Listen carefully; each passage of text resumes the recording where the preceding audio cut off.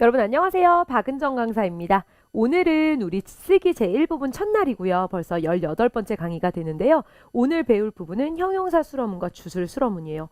형용사 수러문이 뭐야? 주술 수러문이 뭐야? 라고 생각하실 수 있는데 바로 한번 설명해 드리도록 할게요. 형용사 수러문의 형식은요. 되게 간단해요, 여러분.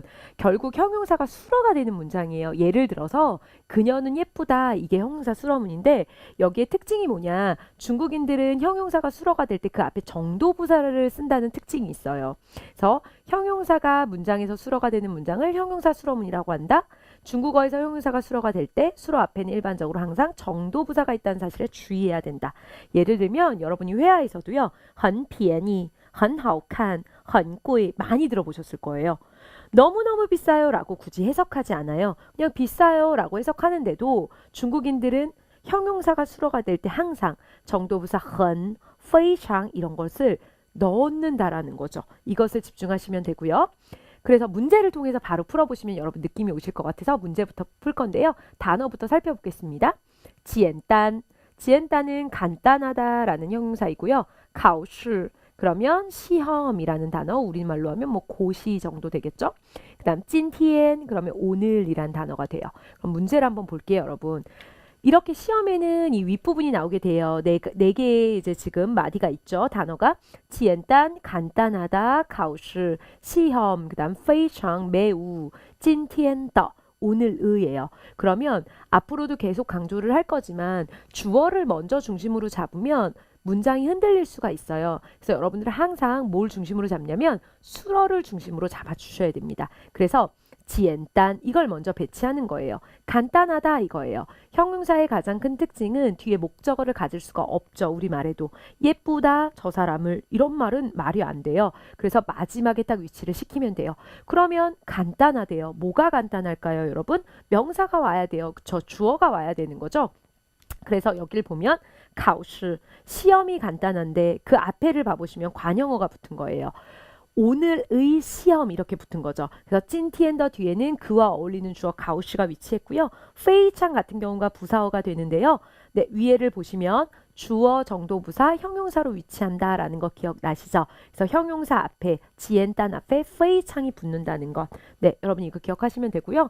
형용사 수러문 같은 경우는 워낙 기초 회화서부터 여러분들이 여러 문장에 노출되어 있기 때문에 헷갈려하는 학생은 거의 없었던 것 같아요. 그래서 이것만 기억하시면 되고요. 그래서 찐티엔더 가오시 非常简单 오늘 시험은 매우 쉽다 해석해 주시면 되고 두 번째 우리가 배울 부분 주술 수러문의 형식을 배우려고 해요. 주술 수러문은 주어가 있고요. 뒤에가 수러가 되는데 그 부분이 주어 수러로 이루어진 문장이에요.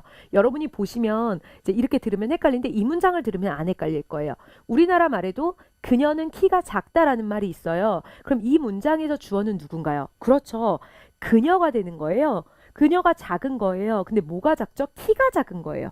그녀는 주어가 되고 키가 작다가 수러가 되는데 이 키가 작다는 수러를 또 분석해 보니까 어떻게 돼 있더라? 주어와 수러로 이루어져 있더라. 키가, 은는 이가가 붙으면 우리가 주어라고 보니까 이러한 문장을 뭐라고 한다? 그렇죠. 주술 수러문이라고 한다라는 거예요.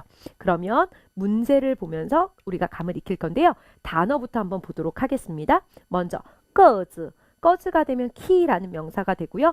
빠바, 아빠라는 명사, 까오, 키가 크다, 뭐 높다라는 뜻도 있지만 사람한테 쓰이면 키가 크다라는 의미로 사용이 되어집니다. 문제를 한번 보도록 할게요. 个子, 키, 我爸爸, 우리 아빠, 高, 크다, 很, 매우. 네, 여러분 주술 수러문을 공식화시키지 말고요. 우리 문장을 생각해 보세요. 무슨 말을 하고 싶은 거예요, 이거? 키가 우리 아빠는 크다예요? 아니면 우리 아빠는 키가 크다예요? 정확한 표현으로 그렇죠. 우리 아빠는 키가 크다예요. 그러므로 크다 이렇게 되고요. 주어는 뭐가 될까요? 우리 아빠가 될 거예요. 근데 뭐가 커요? 키가 커요. 그러므로 很高 매우 큰데 뭐가 크냐면 우리 아빠가 크고 근데 뭐가 크냐? 키가 크고 그래서 我爸爸는 주어가 되고 个子很高 주어 수러로 이루어진 이 부분 이것을 뭐라고 한다? 주술 수러문이라고 한다라는 거예요. 그래서 정답은 我爸爸个子很高 우리 아빠는 키가 매우 크다 이런 문장이 되는 거죠. 그러면 이것들을 가지고 적용 문제 한번 풀어보도록 할게요.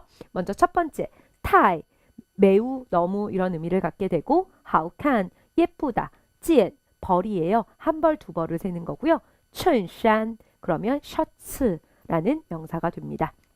그러면 여러분이 이렇게 푸실 거예요. 太好看这件衬衫 어렵지 않죠?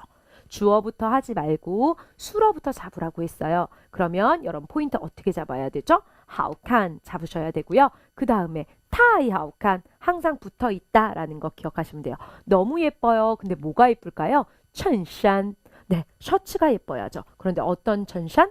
这件衬衫 이렇게 돼야죠. 이 셔츠는 너무 예쁘다. 이렇게 배치를 시켜주시면 돼요.